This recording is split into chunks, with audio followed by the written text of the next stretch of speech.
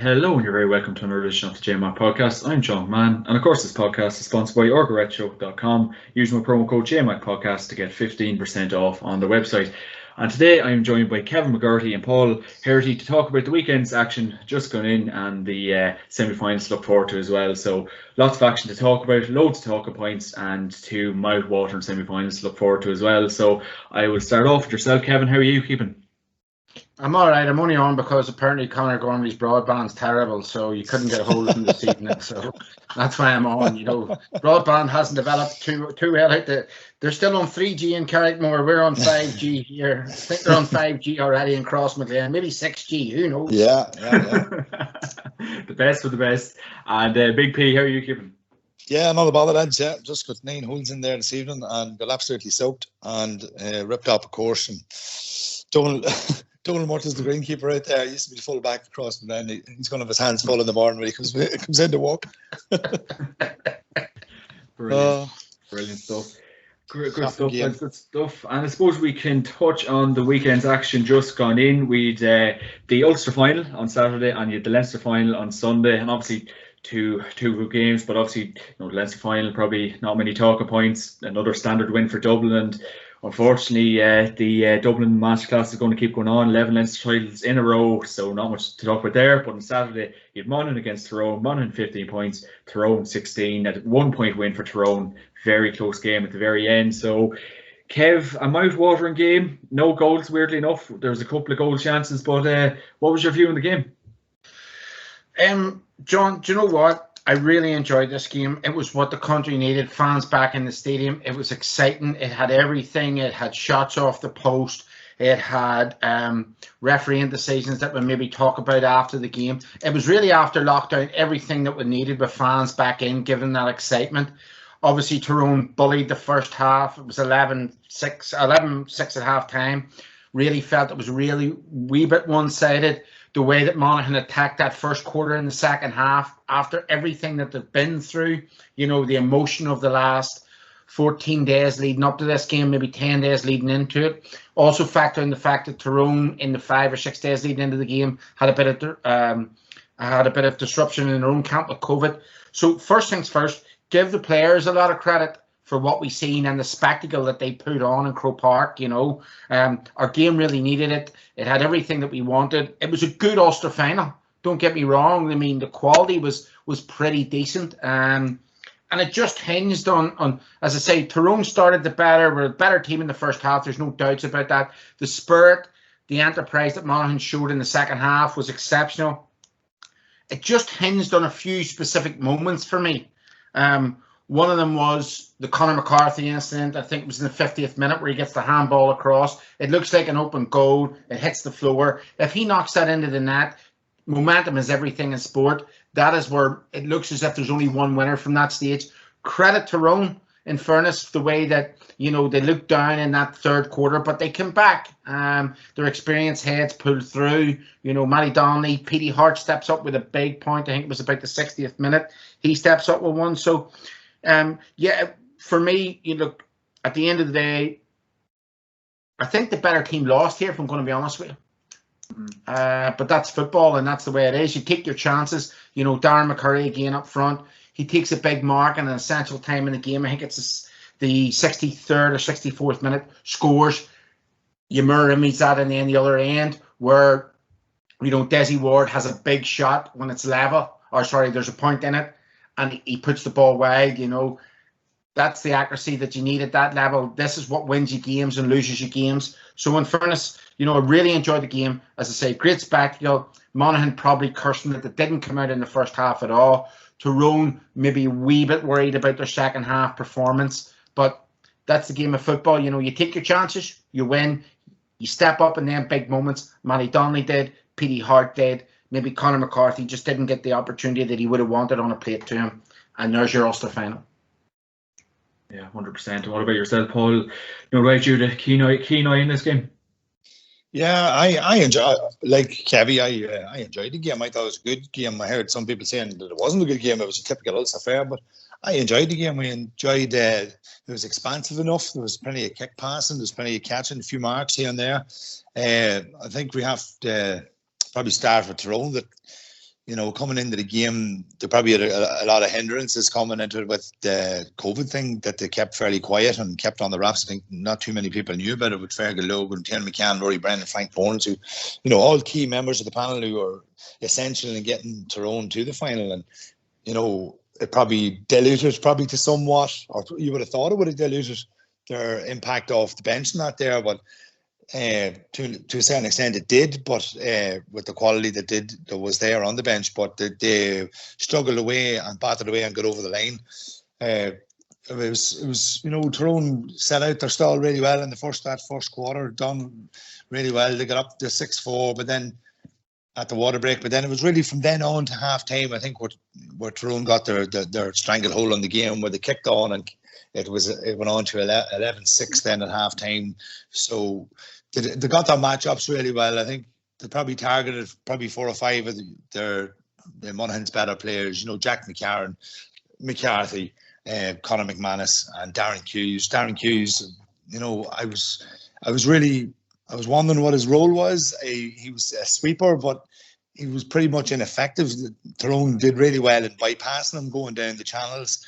Darren didn't have much influence in the game, what he would have liked, and that probably was something that Tyrone would have targeted, let's say, and then he ended up getting subbed at halftime. I was probably surprised at the sub too, such an experienced and influential player being taken off at that juncture. But it is what it is. Peter Hart, Neil Sudden, Conor Myler, Hempsey, all did really, really well on these guys, and turned the game on its head at that stage. But as you say, I think that's where Tyrone probably won the game, and that's it. Monaghan got their act together and started to push up and put pressure and get the tackles in on Tyrone. Then in the third quarter, even the goalkeepers got in the act. They were up and down the field playing mind games and tactical chess with kickouts, and which was a great watch and a great entertainment on its own for us neutrals. And but as I say, Matty Donnelly's point, I think the dummy and then the score was something out of a comic book. It was class to watch. And I'd say, I know you probably, Kevin, you said you probably thought the better team lost to a certain extent, but on balance, Monaghan came together in the third quarter, maybe the fourth to a certain extent, missed a few vital chances. But then, in saying that, Tyrone took the chances in the first and second quarter. We're talking quarters now, isn't it? Like American football.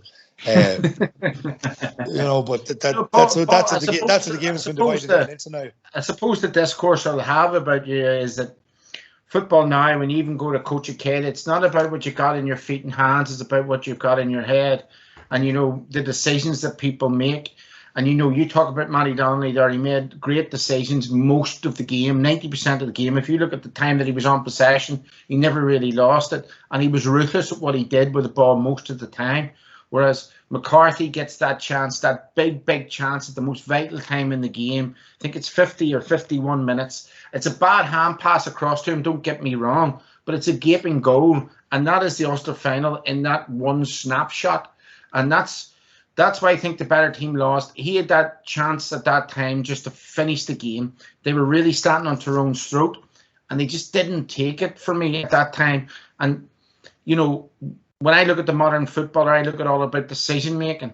And for me, when I look at that particularly that third quarter, Tyrone were making all the wrong decisions, looked like a team under pressure, we're kicking balls away, we're making stupid hand passes.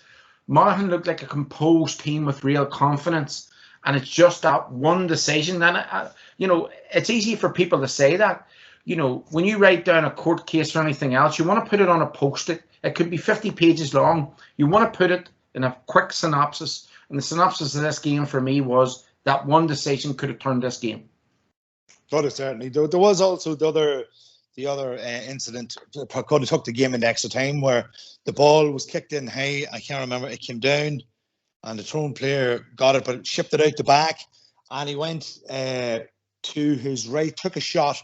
Whereas I think it was actually, I can't remember who was standing on the outside, was actually free and a far better decision, and it was an easy hand pass, and I think that would have leveled up the game.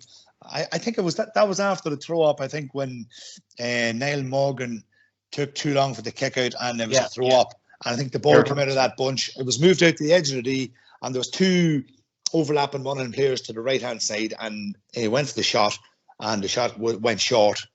And I think it was Desi Ward maybe took the poor shot into the keeper's hand. And I think it was actually Conor McManus on the outside. Hey, you know what I mean? Do you want Desi Ward shooting, or do you want Conor McManus on the end of a shot like that there? I know my conservatory's on. Not that I have one, but you know what I mean? As you say, it's a game of inches, as Al Pacino said, and the inches just fell on the side of Tyrone on this occasion. Yeah, 100%. And I suppose we were kind of talking off air. How good a preparation is this game on Saturday for the Kerry game? Kev, obviously Kerry are going to obviously prove a massive test for them. Kerry are flying at the minute. Bookies have them as favourites to win the All Ireland. So this game Saturday, Kev, was a good preparation for the mighty Red Hands.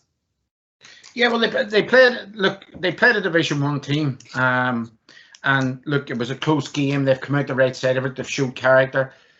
But their second half will certainly concern the Tyrone management. The other big issue is we're talking off air with Paul about is the mental state Tyrone will go into this game is they're playing against a team again. Okay, it's inside the confines of Croke Park, but down in Cloney early on this season, they were really the only word I could use is hockeyed. They were absolutely hockeyed by the same set of players.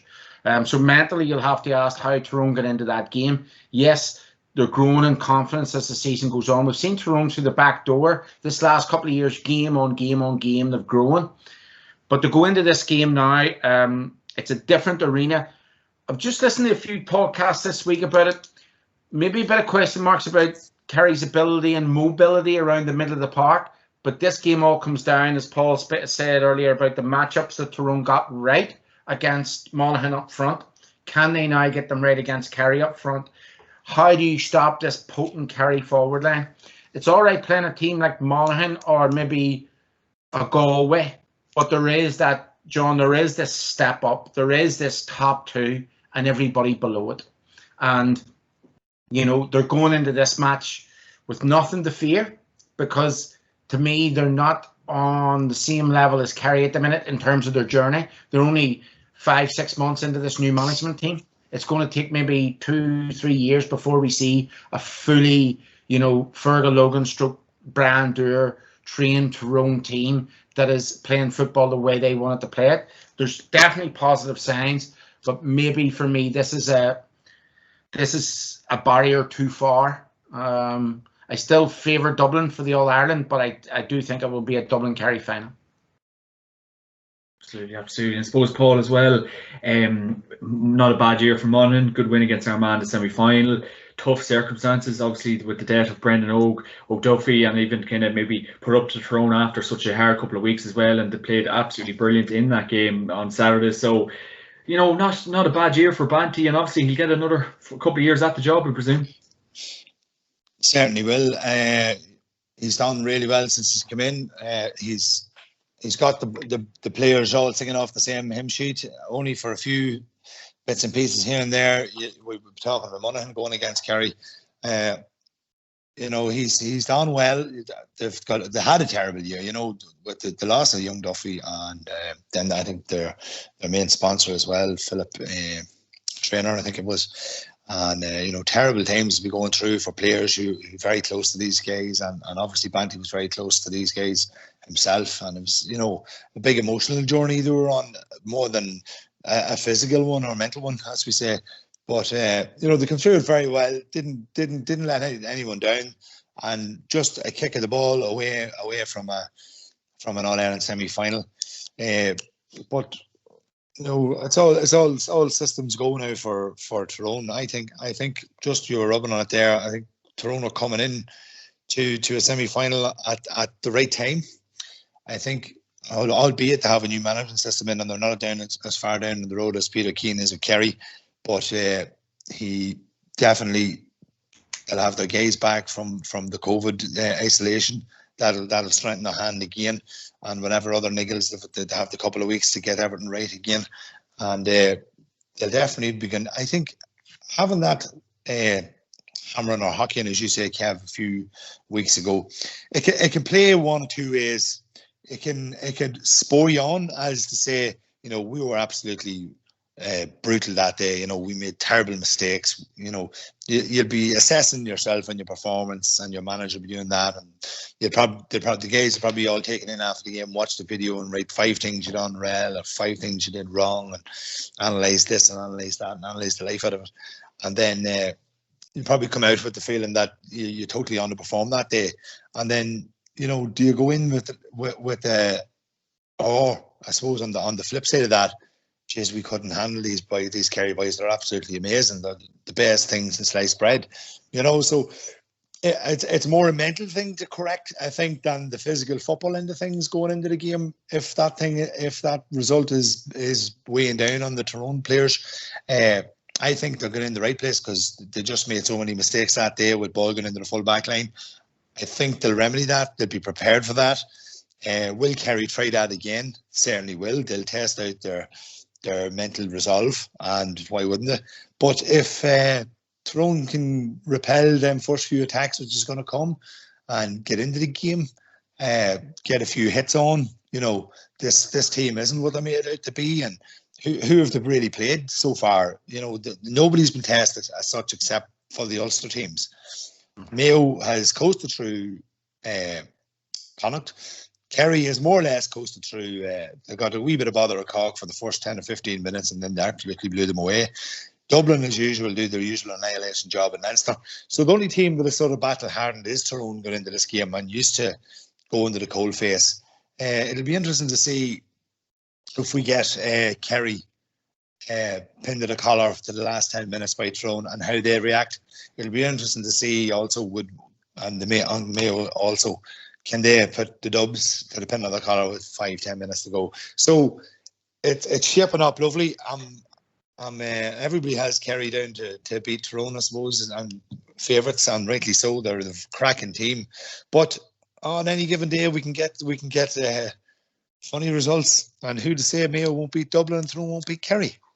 That's very optimistic, Paul. No, the only thing I'd say about the only thing I'd say about the Tyrone Kerry match that I'm quite wary about Tyrone is that if you watch the game, okay, yes, it's just a league game and there's experimentation going on.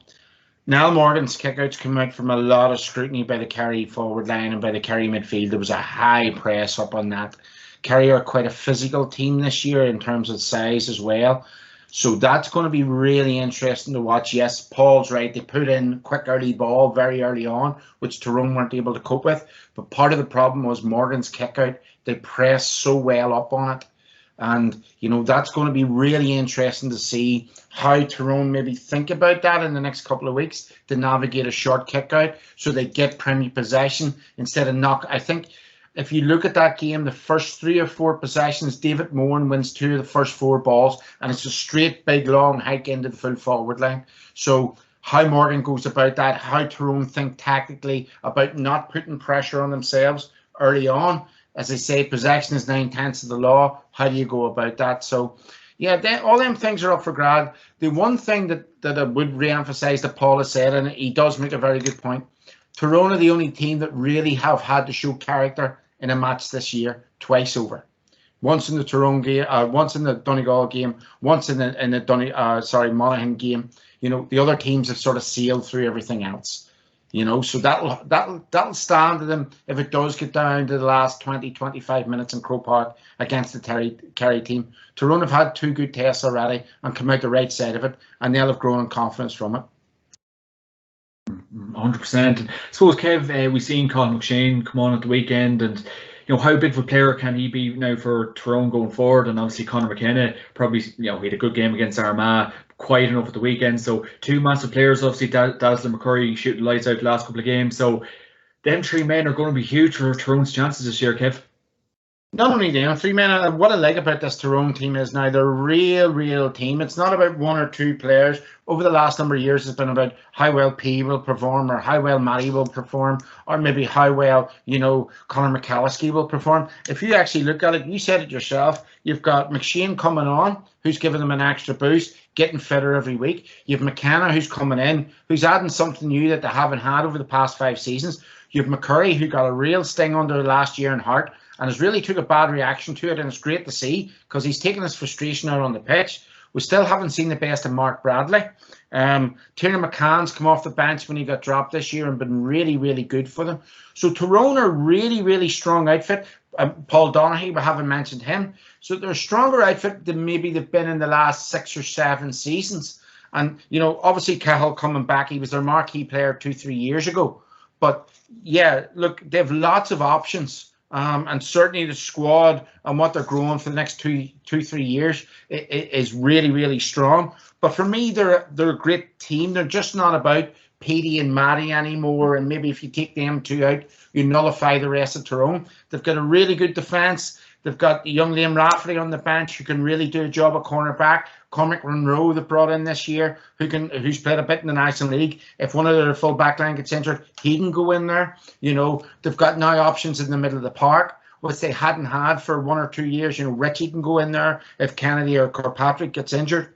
And then up front, and as you say, you know, Conor Meyler, we've seen glimpses of how good, how workmanlike, how busy he is. You know, Tyrone, as I said, I do think it's a year too early for them, but they're going to be about for the next 3-4 seasons, and they are going to try to challenge that glass ceiling of them two big teams. Maybe a bit too early, having McShane back, but they're starting to build something very special there. 100%. And lastly, on Paul, how big is this for Brian Dewar and Fergal Logan? An Ulster title in the first year of management, especially after filling in Mr. Mickey Hart's shoes, Paul.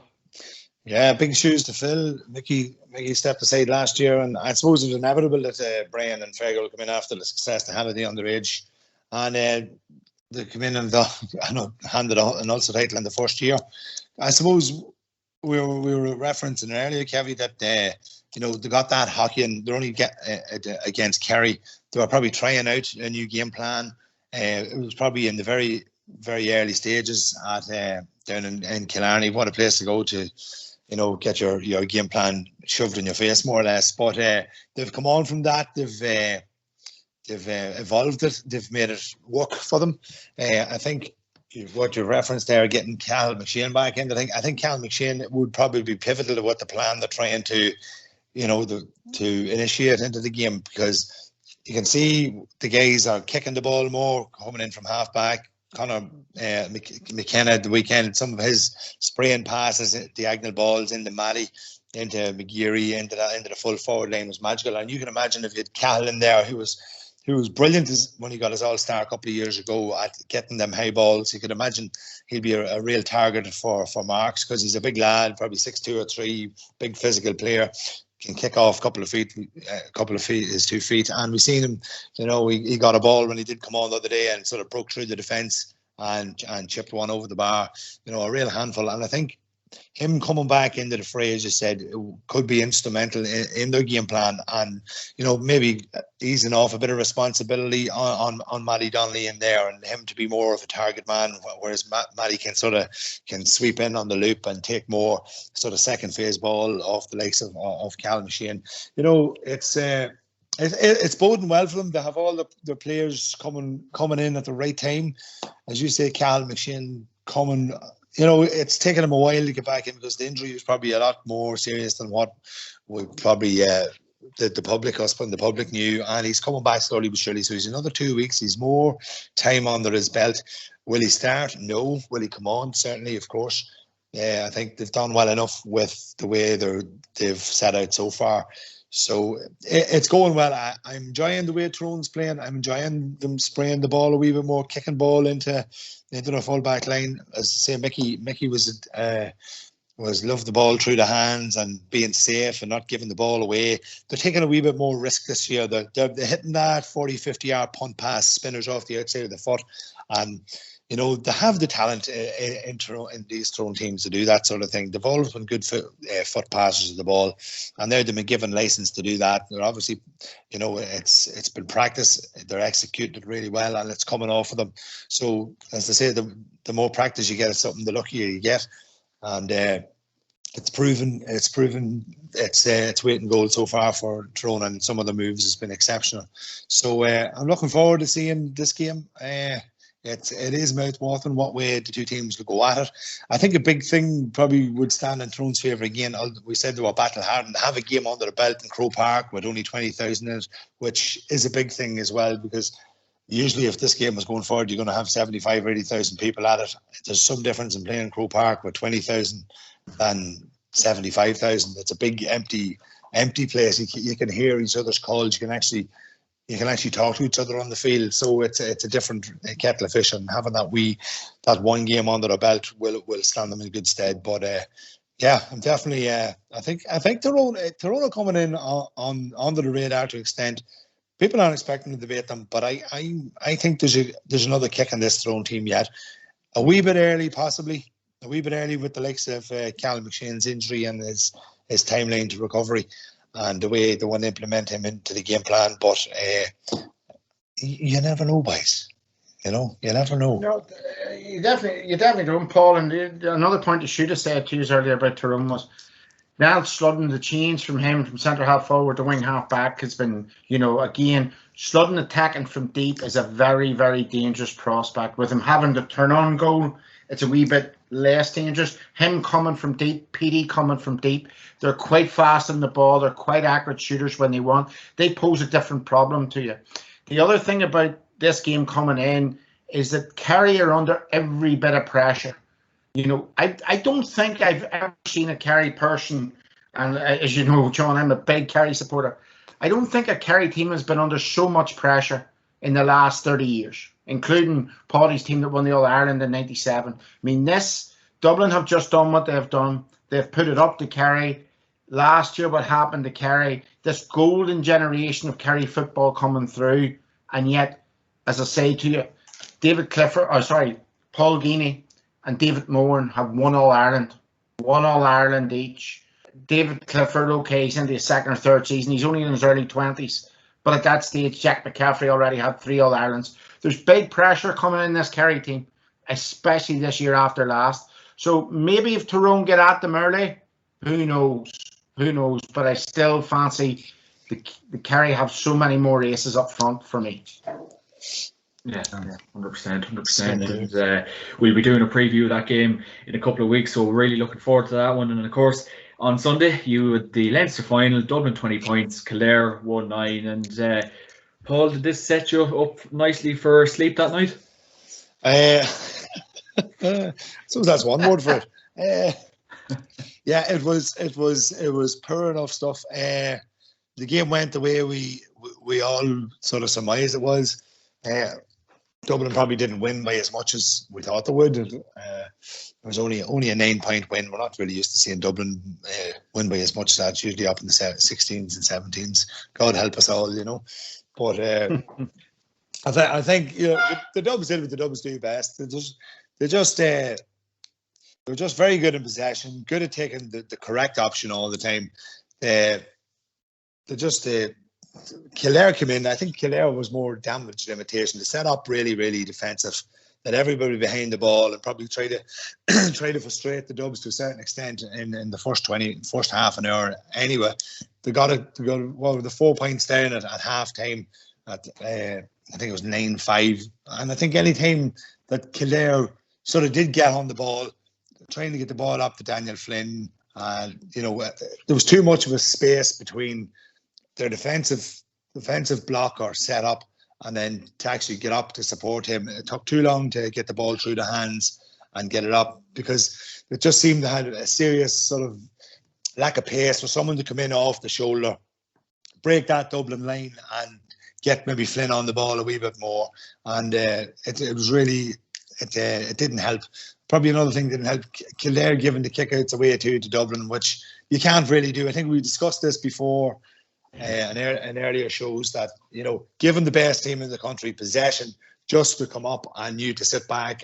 That's what they're good at. That's what they're basketball kings. They just pass. They could do it for 2-3 minutes and you're not going to touch them. And then they make the break. They have that pace off the shoulder. They have the pace coming from the half-back line and men on the loop, hugging sidelines, coming in, making lateral runs. They're the kings of the GAA at doing that sort of thing.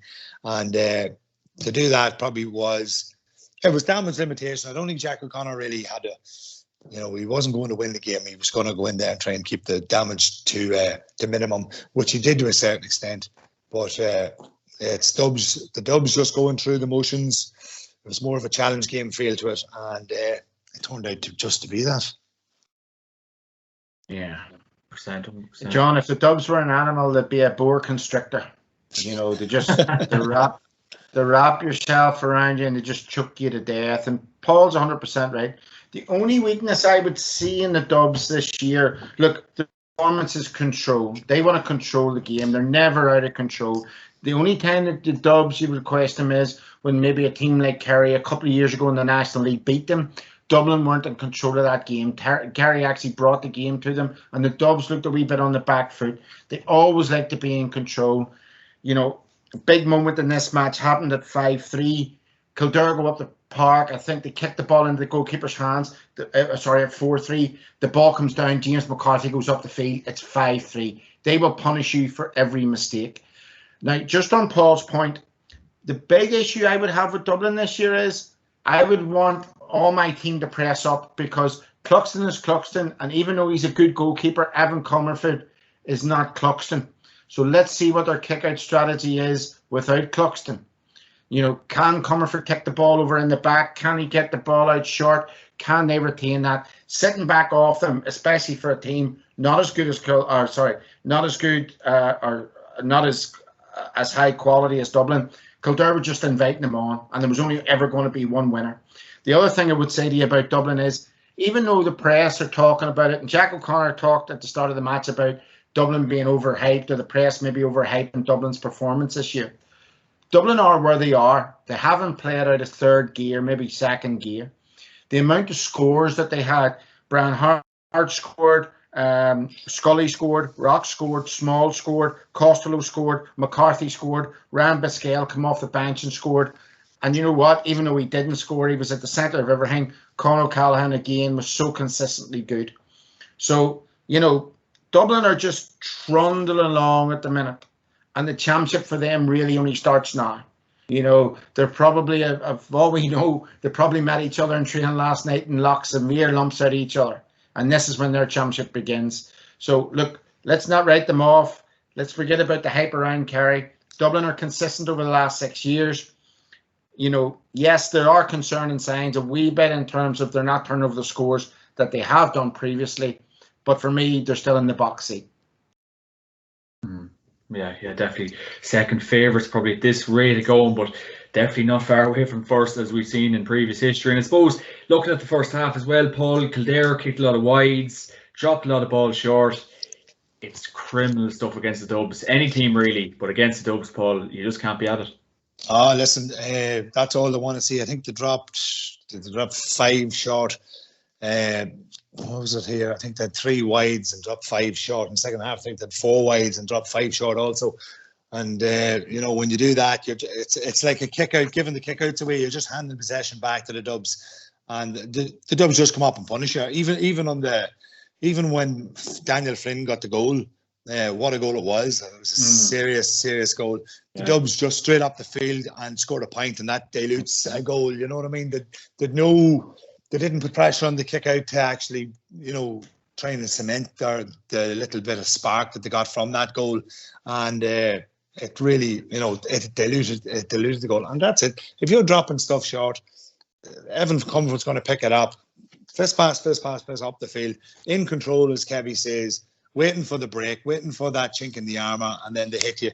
And then they are very, very economical on what to do. They seem to do a lot of damage in the third quarter. Kilkenny scored a couple, Scully scored a couple, Costello, and they went into the water break then 15-8. So, you know what I mean?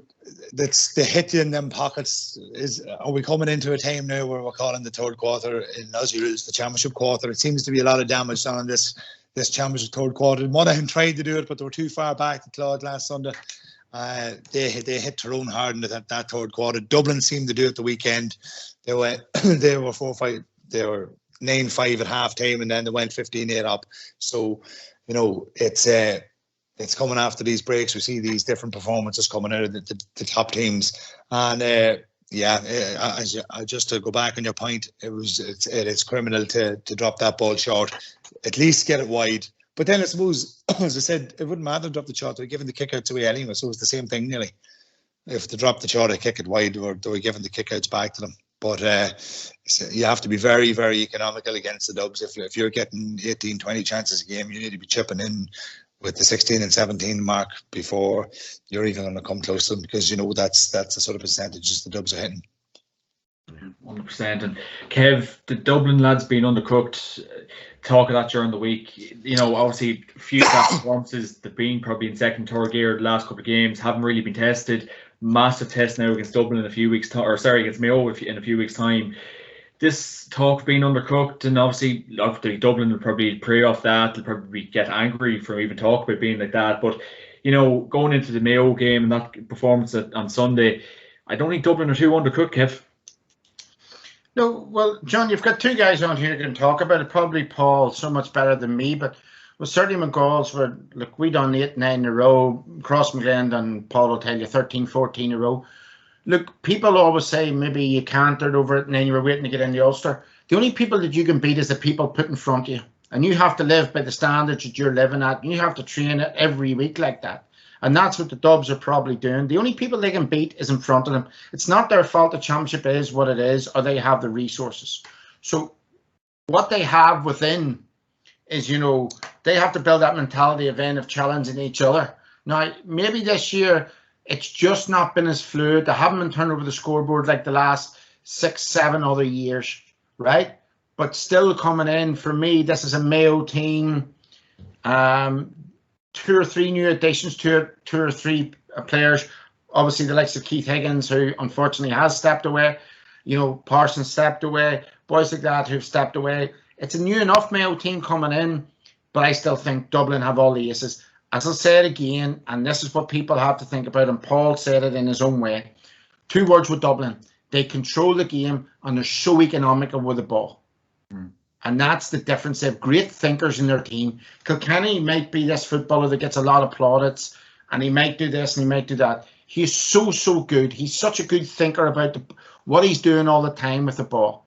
As I said to you before, football is about 90% in your brain, 10% about what you do with your feet and hands. And he's that guy, and they've got guys around him, and he's talking to them. Fenton again, McCarthy again. These sort of guys, they love to control the game. So, there's all this hype and press, and we're talking about it here. Maybe the Dubs coming in a wee bit, maybe not as good as the last couple of years. Look, don't let these boys fade you in any way. I called it earlier on off air, the rope-a-dope. Do not let these boys fade you. I still fancy them against Mayo. And, Kerry will give them a game, but for me, Dublin are still in the box seat, and I don't care what anybody says. Yeah, it's hard to probably disagree with any of that. And Paul, another thing, probably a side note, probably worth talking by itself. Dublin did not score any goals. Yeah, a severe lack of goals the weekend. Daniel Flynn's been the only one. They didn't seem to have that ruthless cutting edge that we see with the Dubs, and they do get a chance to absolutely annihilate people. But I suppose if you're kicking 20 points, it's not too many teams are going to kick 20 points against the Dubs either, so they were probably told to score 20 points before they're allowed to score goals. But we know they have it in the locker. They know they can slice open defenses very, very easily. They're very good at shipping the ball through the hands at any given time, and they're serious finishers in there. We've seen what they done to Tyrone. We were talking about it earlier, and they scored 3 or 4 goals in very quick succession. So when it's there. Sorry, that was Kerry. Apologies, but we do see when they do get the chances that they are ruthless. And if the chance comes up and a defence opens up against Mayo, they generally take them. And Mayo, it's hard to see Mayo with all them players that have retired, as you mentioned, and the injuries that they have as well. But they have been playing well. But with old Mayo, when they come down to Croke Park and they see that blue jersey, although they've been very what do we say, used to going down that road. I don't know how they keep coming back to the table year after year after. really tough defeats, and you have to give them serious credit for their mental strength and fortitude that they keep coming back and putting in performances and putting themselves back up at the top table, because they are a fine team. But I just feel when it comes now, this is where we want to see this. This will be the acid test we want to see for the Dubs, the litmus paper when they stick their toe in. What Dubs are we going to see now in the semi-final? We think this is what they're peaking for. This will be the first game against Mayo. What are they going to do at Mayo? Are they going to absolutely blow them out of the water and stamp their print on Sam Maguire again for the final? And are they going to have this lethargic sort of what we sort of think we're seeing? We're not really seeing this rope-a-dope football they're playing that Kevy's put on them. Will we see that kind of football, or are we going to see them going for the jugular, being ruthless, absolutely taking them out by the root and disposing of them when they get the chance? I think this semi-final against Mayo will tell us more about the Dubs than the last four games in Leinster, and this is the key one. Absolutely, 100%. And last thing on it, Kev, we obviously seen Brian Fenton, Kieran Kilkenny, and some maybe slack passing, probably not great shooting by the Dubs in the first half, and obviously the commentators were Desi Dolan and some of the boys weren't maybe impressed by some of it, but it probably wasn't the kind of standard top-class play we do see from Dublin, even in the Leinster Championship, because in recent years, Kev, the blue team's away.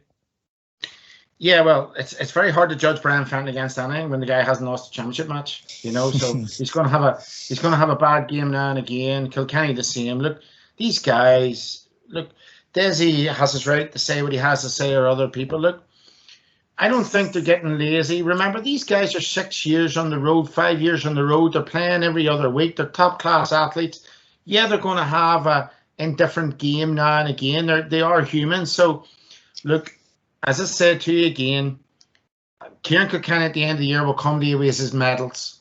He'll not tell you how he's able to play in every game or what he scored or what he did with every possession. But these guys are ultimate winners.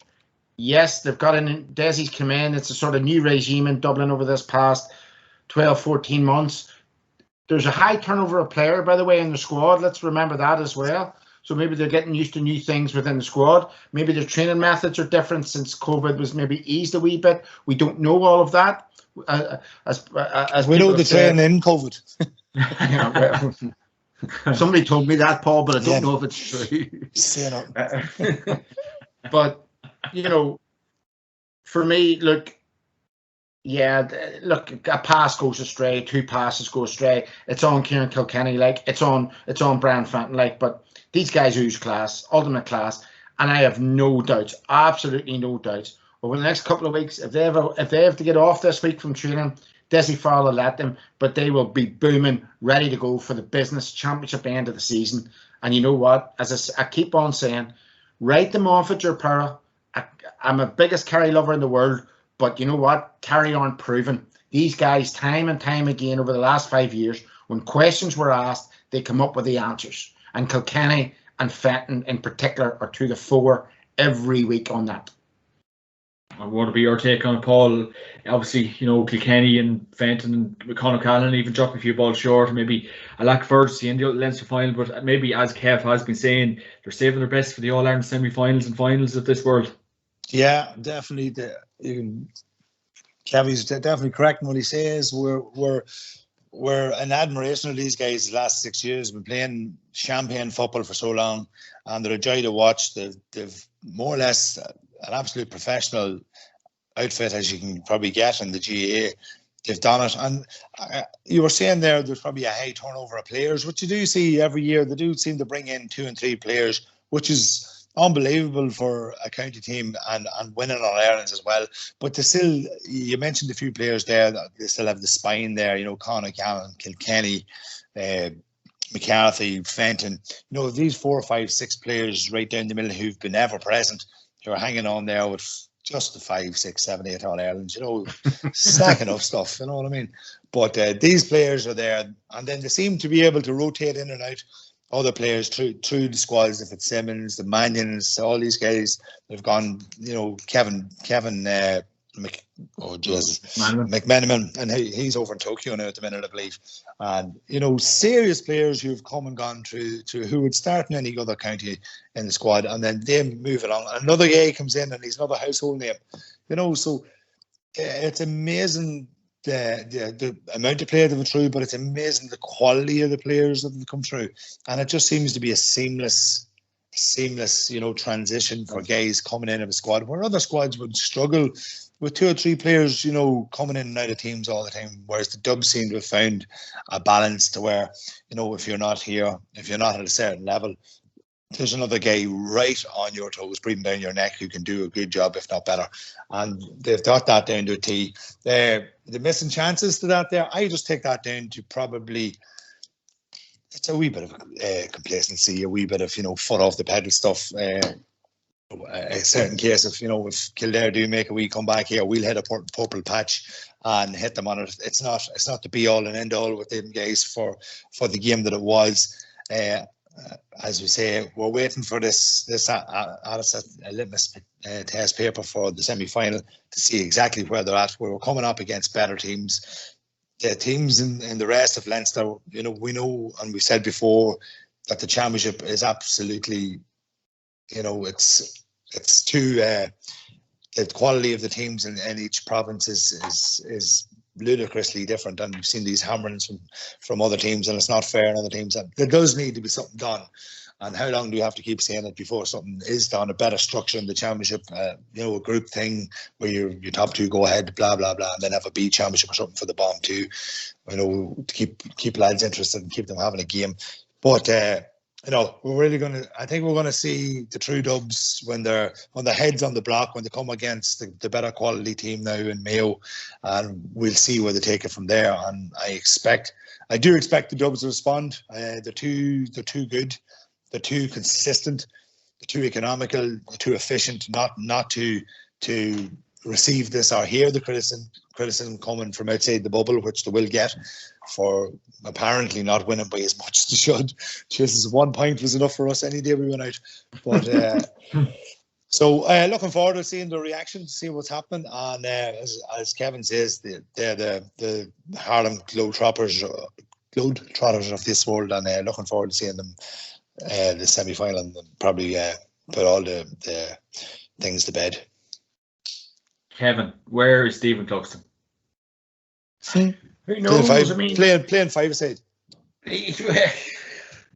He probably isn't back in for the semi-final, knowing the Dubs. No, I think, again, that referring back to, but Rory Gallagher made a brilliant point with Ocean today on the GA social on that podcast.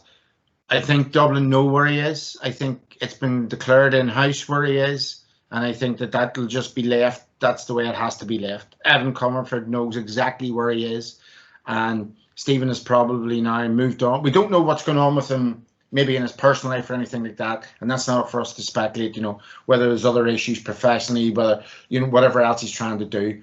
But he's probably declared his hand internally, and maybe Dublin are just, at the minute, they'll hold off till the end of the season, and then they'll make that announcement. So I do look where he is or where he's not is. Dublin just have to get on with what they're doing.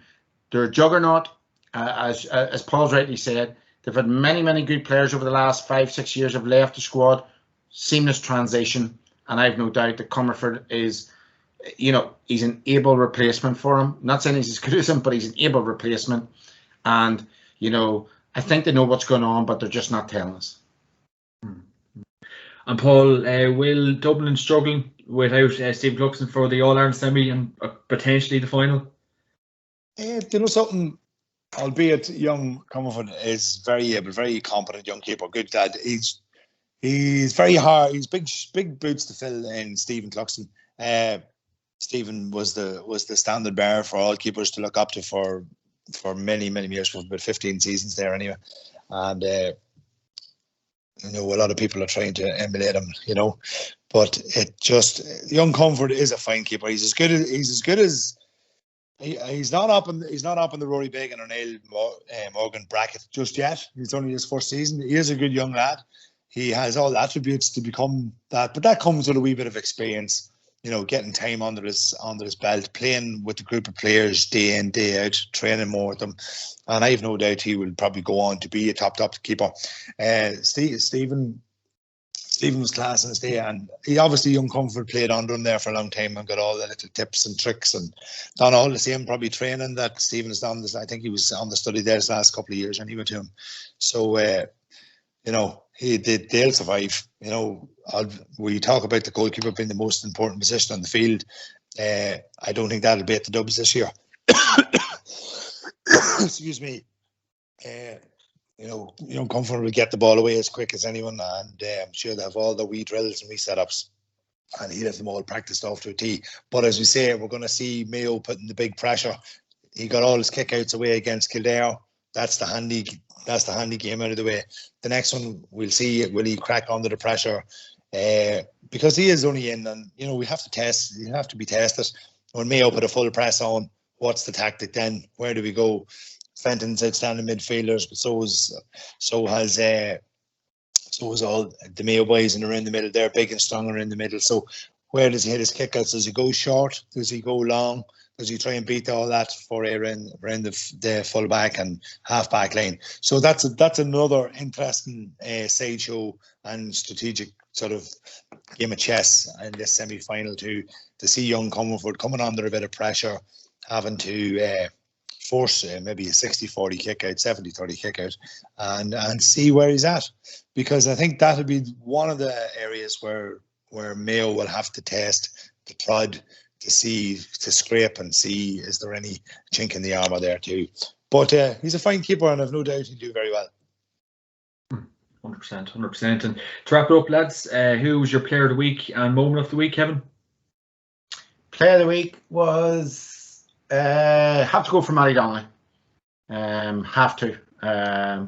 Come under so much criticism, stepped up very early in the game and then stepped up later on in the game again. He's working very hard, as I say, and I've seen him in Belfast in the gym a lot. Ultimate professional, loves his guy, decent lad there. Maybe got the captaincy taken off and whatever else, and maybe few Tyrone people, as they maybe have the right to question him, stepped up to the mark in Croke Park. Moment of the week might be a wee bit rare, but was watching Banty McEnany's interview after the game in Croke Park, how emotional he was and how much more just this is than a game. It's a community. It was actually very emotional to watch that interview. And, to see somebody with that heart and how much that team and that county team in this last maybe 10, 12, 14 days has meant to the people of Monaghan was it was good for the heart to watch that emotion and know that there's still great people out there involved in the game every day. 100%. And Paul, your player of the week and moment of the week? I think I'll have to stick with the Goalkeepers Union here. Rory Began for giving us endless entertainment on Saturday, running around the field, quarterback, jumping for Niall Morgan's kickouts, breaking ball, spraying passes, slapping asses. And then I think tackle of the week also. I think his tackle on who was it? Was it McCurry got into that goal? I can't think of who it was. It was Matty Donnelly. Was it Matty? Yeah. So moment of the week and player of the week goes to Rory Began for a fantastic bit of entertainment and showing up the rest of us old boys. Goalkeeper thought we could do goals. Well, I hope he wasn't slapping asses. I don't know. Maybe David Goff is on the field. You're at it again. You're at it again. Yeah. Edit. Bringing the game into disrepute. Oh, fuck. I had to say, Kev was going to say it. I had to say. So he'll start pulling out the rule book now. Quit the crack. Oh, Jesus. Yeah, rule 17, eh? Him and James McGrath, the hurling referee, would be at it. Oh, brilliant stuff. No comment. I plead the fifth. Apparently he used to go to the Cross McLean barn dances on the Saturday night about 1987. I was born down that place.